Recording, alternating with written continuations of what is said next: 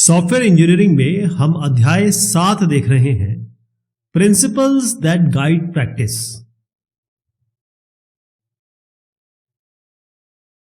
Software development life cycle या process models जो भी आप लें, इसमें सबसे पहला जो हमारा काम होता है वो होता है कम्युनिकेशन, ताकि हम रिक्वायरमेंट लोगों से ले सकें।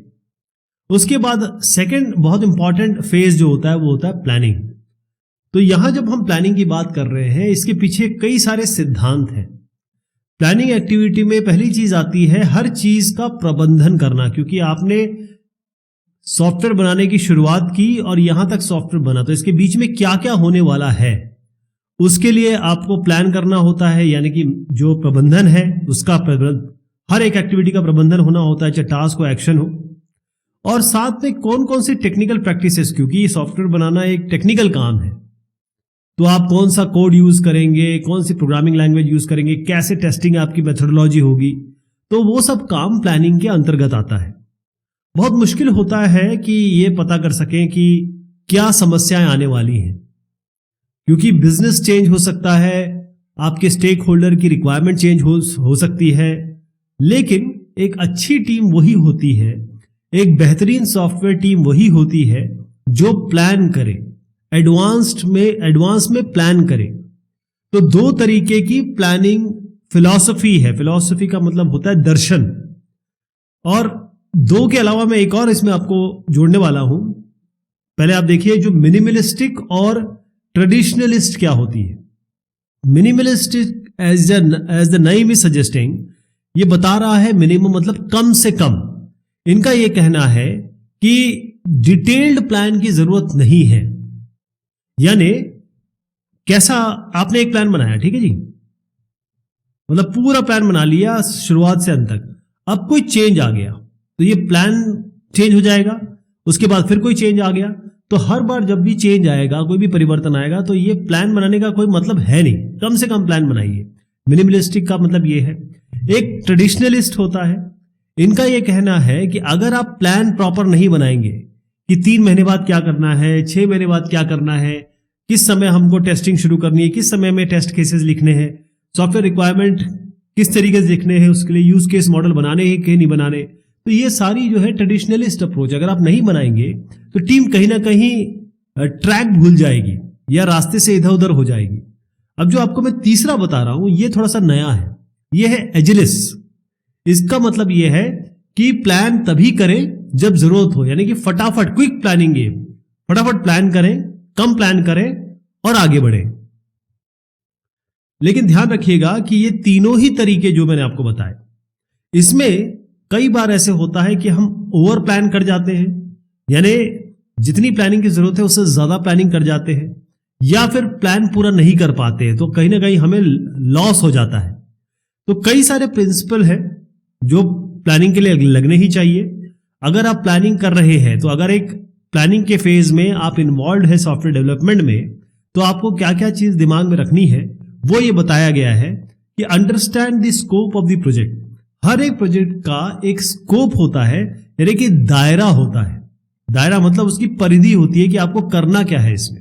ये आपको बताता है कि कहां से शुरू होना है, कहां पर अंत करना है, यानी एक तरीके से ये आपको डेस्टिनेशन बताएगा, आपका गंतव्य। Involve stakeholders in the planning activity. जब भी आप प्लानिंग कर रहे हो, बेसिकली आप प्रोजेक्ट का प्लान कर रहे होते हैं, यहां पर आपको सारे हितधारकों को इन्वॉल्व करना है। ऐसा नहीं कर सकते आप कि कम्युनिकेशन के समय तो आप बात करते हैं क्योंकि रिक्वायरमेंट गैदर करना होता है, लेकिन उसके बाद आप इनको इन्वॉल्व नहीं करते हैं, क्योंकि यही लोग तो आपको बताएंगे कि प्रायोरिटीज क्या है, पहले आपको क्या काम करना है, बाद में क्या काम करना है। इसके अलावा प्रोजेक्ट के जो कंस्ट्रेंट्स है, यानी कि क्या नहीं करना है, वो भी यही बताएंगे आपको।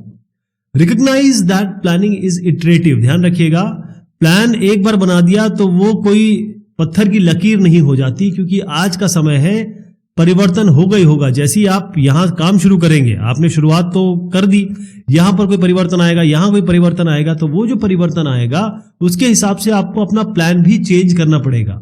और इटरेटिव इंक्रीमेंटल प्रोसेस मॉडल्स जो होते हैं, यानी इटरेटिव और इंक्रीमेंट का मतलब ये होता है, इटरेटिव मतलब एक बार, 2 बार, 3 बार इंक्रीमेंट। हर बार जब आप ये गोला घुमाएंगे, इटरेटिव प्रोसेस करेंगे, तो कुछ इंक्रीमेंटल देंगे, यानी कुछ एडेड फंक्शनैलिटी देंगे। तो यहां पर आपको क्या होता है कि हर बार आपको जो भी, जैसे आपने एक इंक्रीमेंटल डिलीवरी दी, आईडी दी, इंक्रीमेंटल डिलीवरी, आपके पास कुछ ना कुछ फीडबैक आएगा यूजर से, उस फीडबैक के हिसाब से भी आपको अपने प्लान में परिवर्तन करना ही पड़ेगा। Establish based estimate based on what you know. अब आप शुरुआत जब करते हैं, आपकी जो अंडरस्टैंडिंग है, आपकी जो समझ है, ये शुरुआत में जो भी आपने समझा है उस हिसाब से आपको एफर्ट, यानी कितनी मेहनत लगने वाली है, एफर्ट बेसिकली जो मैन आवर्स है उसमें नापी जाती है। फिर कॉस्ट है, कितना पैसे लगने वाला है, टास्क ड्यूरेशन, कितना टाइम लगेगा, और उसके बाद जो ये प्लान बनेगा वो एक शुरुआती दौर का होगा। लेकिन जब भी जो भी आपको पता है उस हिसाब से आपको एस्टिमेशन करना होगा।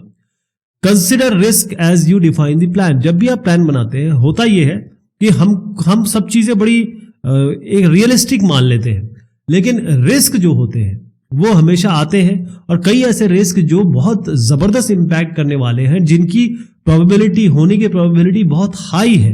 यानी जब आप पिछले प्रोजेक्ट कर चुके होते हैं, खास तौर पे जो एक्सपीरियंस लोग होते हैं, वो जानते हैं कि यहां दिक्कत आ सकती है। तो वो जोखिम जो है, अगर वो आते हैं आगे, तो क्या आपका कंटिंजेंसी प्लान है, आपका प्लान बी क्या है। Be realistic. जैसे अभी मैंने आपको बताया कि हर आदमी 100% हर दिन काम नहीं करता है। इसका मतलब कोई बीमार भी होगा, किसी के घर में कोई दिक्कत भी होगी, कोई छुट्टी पे भी जाएगा, तमाम चीजें होंगी। और दूसरी चीज ये है कि जितने भी बेस्ट इंजीनियर्स हैं, ऐसा नहीं है कि वो सारे काम परफेक्ट कर लेते हैं, उनसे भी गलतियां होती हैं, तो उसका भी आपको ध्यान रखना है, उस हिसाब से प्लान करना है। Adjust granularity as you define the plan. Granularity का मतलब यह होता है, आपने पत्थर देखे होंगे, एक ऐसा पत्थर हो सकता है, एक ऐसा पत्थर हो सकता है। तो ये ग्रैनुलैरिटी मतलब ये है कि ये बड़े पत्थर है और ये छोटे पत्थर है। तो यहां पर जब हम प्लान बनाते हैं, तो प्रोजेक्ट प्लान में हम कितना डिटेल डाल रहे हैं, इस लेवल का डाल रहे हैं, छोटा छोटा या फिर बड़ा। हाई जो ग्रैनुलैरिटी होती है, इसका मतलब ये होता है कि आपने ये छोटे छोटे पत्थर के हिसाब से बनाया है, यानी जो छोटे छोटे लेवल पे भी मतलब हर चीज की प्लानिंग की है कि इसके लिए क्या होगा, इस एक्शन के लिए क्या होगा, इस टास्क के लिए क्या काम करना है हमें। और अगर हम लो ग्रैनुलैरिटी में चल रहे हैं, इसका मतलब यह है कि आपने थोड़े बड़े पत्थर लिए हैं। अब छोटे पत्थर लेंगे तो आपके ज्यादा पत्थर आपको जरूरत पड़ेगी, और बड़े पत्थर लेंगे हो सकता है कम पत्थरों की जरूरत पड़े। यानी कि अगर मैं एक ऐसे बना के दिखाऊं आपको कि अगर ग्रैनुलैरिटी ज्यादा है, हाई है, तो इस तरीके से आप डिवाइड करेंगे प्लान को, और अगर लो ग्रैनुलैरिटी है तो इसी को आप ऐसे डिवाइड करेंगे। इसे ही हम कहते हैं कि थोड़ा टाइम पीरियड ज्यादा हो जाएगा। Define how you intend to ensure quality. Quality आजकल के जमाने में यही एक फैक्टर है जो एक सॉफ्टवेयर को अच्छा और एक सॉफ्टवेयर को बुरा कह सकती है। तो प्लान, जहां भी आप प्लान बना रहे हैं, कैसे आप क्वालिटी या गुणवत्ता इंश्योर करेंगे, चाहे आपको टेक्निकल रिव्यू करना हो, चाहे किसी भी तरीके की टेस्टिंग करनी हो, चाहे आपको पेयर प्रोग्रामिंग करनी हो, साथ में बैठ के 2 लोग प्रोग्राम कर रहे हो, ये बिल्कुल आपको प्लान में, आपके प्रोजेक्ट प्लान में बताना पड़ेगा, इसको दर्शाना पड़ेगा, लिखना पड़ेगा। Describe how you intend to accommodate change. अब चेंज के बारे में बार बार बात होती है, क्योंकि जो प्रोजेक्ट प्लान बनता है वो आपने लिख तो दिया, लेकिन चेंज तो आएगा, फिर वो परिवर्तन होगा उसमें। कई ऐसे चेंज होते हैं जो आपकी नियंत्रण में नहीं है, आपकी परिधि से बाहर है, वो कभी भी आ सकते हैं। तो कौन से चेंजेस आ सकते हैं, अगर आप ये प्लान कर लें या थोड़ा अंदाजा लगा लें, तो उनको भी आपको एकोमोडेट करना है, उनको भी आपको आत्मसात करना है, या कहें कि प्रोजेक्ट प्लान में आपको इंक्लूड करना है। Track the plan frequently and make adjustment as required. देखिए, ऐसा होता है कि आपने कोई प्लान बना लिया, अब एजिलिटी या फिर एजाइल प्रोसेस तो कहता है हर दिन करिए आप। अगर नहीं भी कर पाए तो आपको ये देखना है कि मेरे प्रोजेक्ट प्लान को जो मैंने बनाया है वहां किस जगह समस्या आ रही। जैसे आज मैं यहां पर आया और मैंने देखा कि आज डिस्कशन में ये समस्या आई, अगर मैं ये हर दिन ना करूं, मान लीजिए मैं 15 दिन में कर रहा हूं, तो ये जो आज जो किया और 15 दिन के बीच में कोई समस्या आ गई, तो वो जो समय था जिसमें मैं इसे ठीक कर सकता था, या इस पे कोई कंटिजेंसी प्लान हो सकता था, या डिस्कशन हो सकता था, वो समय चला जाएगा। तो इसका मतलब यह है कि बहुत जल्दी आप डिस्कशन करिए, ट्रैक करिए कि आपका काम प्लान के हिसाब से चल रहा है कि नहीं चल रहा है। जब भी स्लिपेज हो, जैसे मैंने बताया आपको, किसी भी पॉइंट पे स्लिपेज हो रही है, तो उसके हिसाब से आपको प्लान में परिवर्तन करना पड़ेगा या एडजस्टमेंट करना पड़ेगा। ध्यान रखिएगा कि वैसे तो प्लानर अलग होते हैं, यानी कि जो सीनियर होते हैं प्रोजेक्ट मैनेजर लेवल के, वो प्लान करते हैं, लेकिन यहां पर कहा गया है इस प्रिंसिपल में कि जितने भी लोग इन्वॉल्व है, अगर जितने ज्यादा लोग आप इन्वॉल्व करेंगे प्लानिंग एक्टिविटी उतनी अच्छी होगी।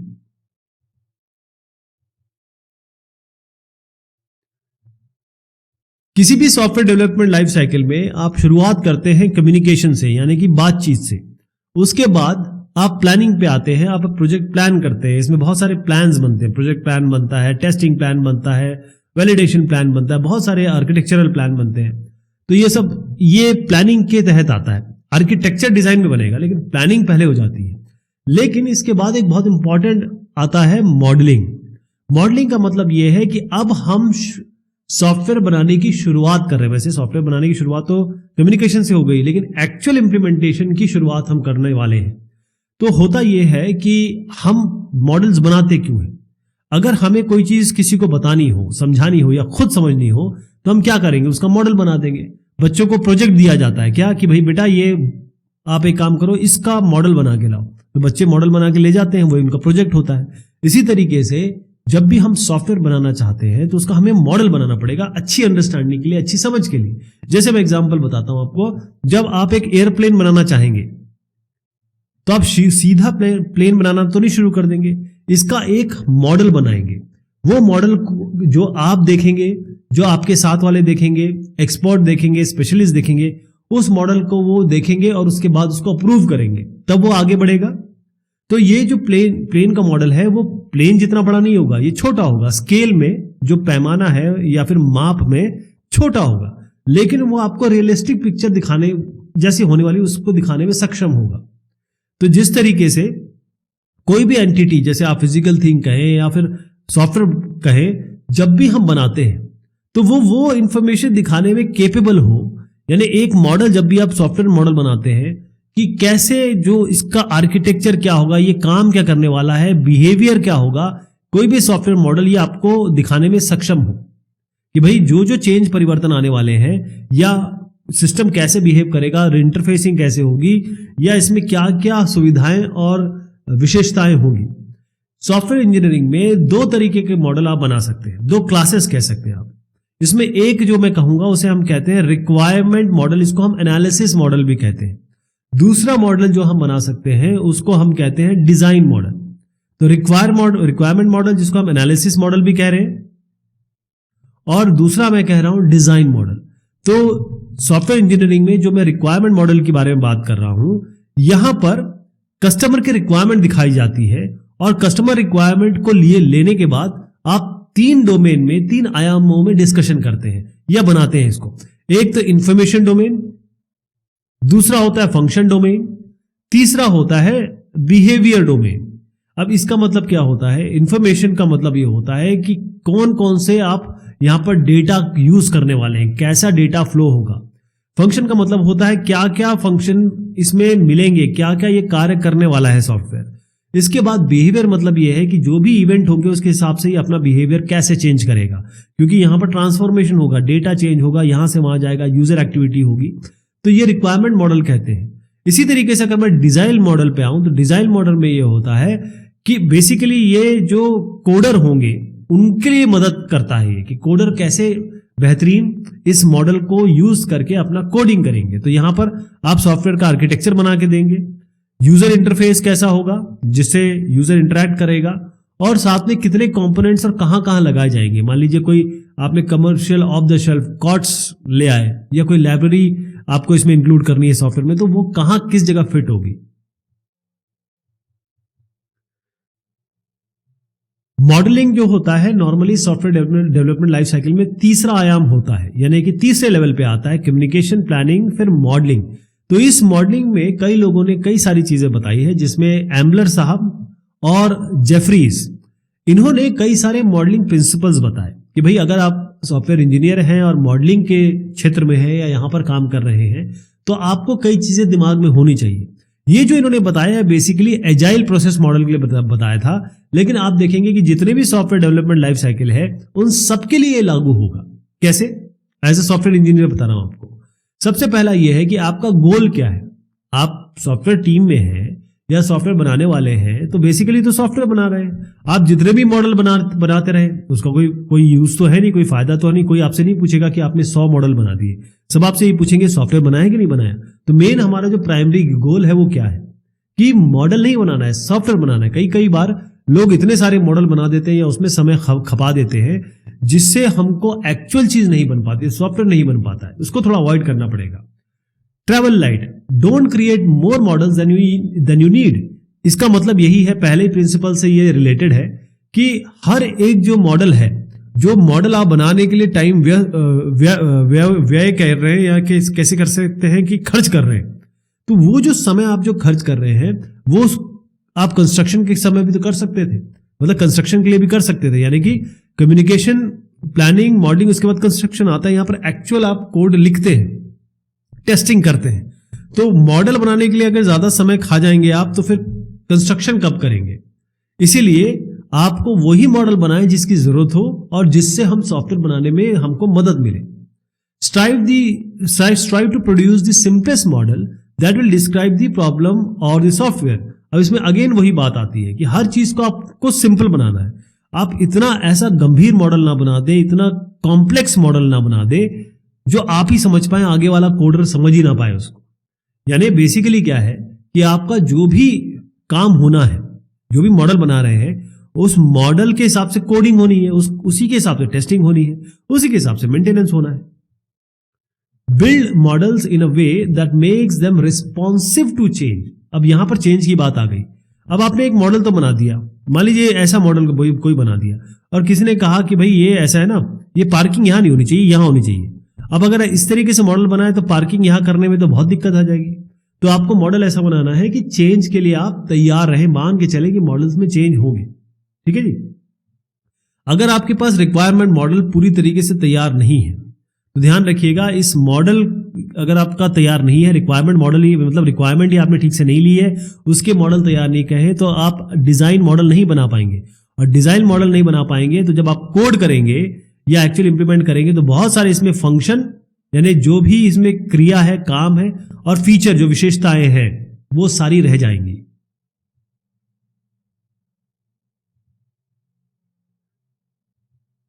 एक और प्रिंसिपल इसमें है कि be able to state an explicit purpose of each model that is created. अब अगर आपने कोई मॉडल बनाया या मॉडल बनाने की शुरुआत की और आपने अपने आप से एक सवाल पूछा, क्या ये मॉडल की जरूरत है? अगर आपका मन गवाही नहीं दे रहा है तो इस मॉडल को मत बनाइए, छोड़ दीजिए। अगर आप जस्टिफिकेशन नहीं दे सकते कि भाई ये मॉडल मैंने क्यों बनाया, ये मॉडल क्यों बनाना चाहिए, इस पे समय खपाने की जरूरत है नहीं, इसको छोड़ दीजिए। Adapt the models you develop to the system at hand. अब आप देखें, एक वीडियो गेम है, ठीक है जी। इसमें क्या होता है कि बहुत सारी मॉडलिंग की जरूरत पड़ सकती है। हो सकता है कि वीडियो गेम बनाने के लिए आपको कुछ चीजें इसमें चाहिए जो स्पेसिफिक है। मान लीजिए आपको कोई एक एम्बेडेड सॉफ्टवेयर बनाना है जो किसी गाड़ी के अंदर लगना है, या मान लीजिए ऑटोमोबाइल इंजन में लगना है। तो यहां पर आप देखिएगा कि adapt the models you develop at the system at hand. अब यहां पर चीजें चेंज हो गई। वीडियो गेम के लिए बनाने के लिए या एक सॉफ्टवेयर जो आप किसी कार में लगाने वाले हैं, इसके लिए मॉडलिंग अलग होगी, इसके लिए मॉडलिंग बिल्कुल अलग होगी। Try to build your useful models but forget about building perfect models. देखिए, परफेक्शन नाम की चीज अगर आप उसके पीछे पहुंचे कि नहीं ये मॉडल ठीक नहीं बनाया, जरा इस मॉडल को ठीक करो, जरा इस मॉडल को ठीक करो। अब आप मॉडल बना रहे हैं, उसको कितना परिष्कृत कर सकते हैं आप, किस लेवल तक कर सकते हैं, वो तो अंतहीन है। तो आप परफेक्ट के चक्कर में ना पड़े। अगर आपका मॉडल तैयार है और अगर वो बहुत सारे काम कर रहा है, बस वहीं रुक जाइए, उसको परफेक्शन करवाने की जरूरत नहीं है। ये एजिलिटी भी कहती है। Don't become dogmatic about the syntax of the model. If it communicates content successfully, representation is secondary. अब होता यह है कि हर चीज को हम बहुत ज्यादा परफेक्ट डालने की कोशिश करते हैं। और डोंट बी डॉगमेटिक मतलब यह होता है कि लकीर का फकीर मत बनिए। अगर हर एक आदमी एक कंसिस्टेंट नोटेशन यूज करेगा, जैसे मान लीजिए कि आप मॉडलिंग टीम में है और दूसरा आदमी भी मॉडलिंग टीम में है, आपको कोई एक मॉडल बनाने को कहा गया और इन्होंने कोई और मॉडल बनाया, तो इनके जो नोटेशन होंगे वो बिल्कुल सेम होने चाहिए। मतलब जो तरीका बनाया है, एक अलग टेम्पलेट में बना रहा है, एक अलग टेम्पलेट में बना रहा है। अब यूएमएल की ही बात ले लीजिए, एक यूएमएल यूज नहीं कर रहा है, एक यूएमएल यूज कर रहा है। तो यहां पर क्या होता है कि जब भी, इसमें एक बड़ी इंपॉर्टेंट चीज इन्होंने बताई गई है, वो ये है कि अगर आपका मॉडल सारी चीजें बता रहा है जो कि अगले टास्क के लिए इनफ है, अगले काम के लिए इनफ है, मतलब उसमें सारी चीजें दिख रही हैं, तो इनकरेक्ट सिंटैक्स नोटेशन कभी कभी हम फॉरगिव कर सकते हैं, कभी कभी माफ कर सकते हैं। लेकिन ध्यान रखिएगा, क्योंकि हमारे पास ऑलरेडी यूएमएल है तो उसका यूज करिए मॉडलिंग डिजाइन के लिए। If your instincts tell you a model isn't right, even though it seems okay on paper, you probably have reason to be concerned. यहाँ पर दिल की बात आती है, क्योंकि हम इतना ज्यादा एक्सपीरियंस गेन कर चुके होते हैं, कभी कभी हमको मन से लग जाता है कि यार ये जो मैंने बनाया है ना मॉडल, ये सही नहीं लग रहा, ये आगे चल के ना इसमें कहीं ना कहीं दिक्कत आएगी। अगर ऐसे आपको लगे तो वहीं छोड़ दीजिए आप इसको, आप उस पर दोबारा काम करिए। Get feedback as soon as you can. देखिए होता यह है कि हम अपने तरफ से तो बहुत अच्छा काम करते हैं, हर आदमी को लगता है कि मैं परफेक्ट हूं, मैंने बहुत अच्छा काम किया है। लेकिन जब तक दूसरा आपको आके नहीं कहे कि आपने बहुत अच्छा काम किया है, आपने अच्छा काम नहीं किया, क्योंकि आपको फीडबैक चाहिए। जब तक आप मॉडल्स दूसरे के सामने नहीं रखेंगे, वो आपको फीडबैक नहीं देगा। फीडबैक नहीं देगा तो आपको अपनी गलतियां पता नहीं चलेगी, आपने क्या गलत किया है। हो सकता है कि आपने यूएमएल यूज किया लेकिन आपने सही नहीं बनाया, जो आगे लोगों को दिख रहा है कि भाई जब ये कोडिंग इसकी होगी तब ये सही रिफ्लेक्ट नहीं करेगा। कई सारे फीचर फंक्शन आपने हो सकता है ओमिट कर दिए या मिस हो गए, तो लोग आपको बताएंगे। तो फीडबैक आप लीजिए, वो जो फीडबैक होता है वो आगे के लिए आपको बहुत फायदा करता है।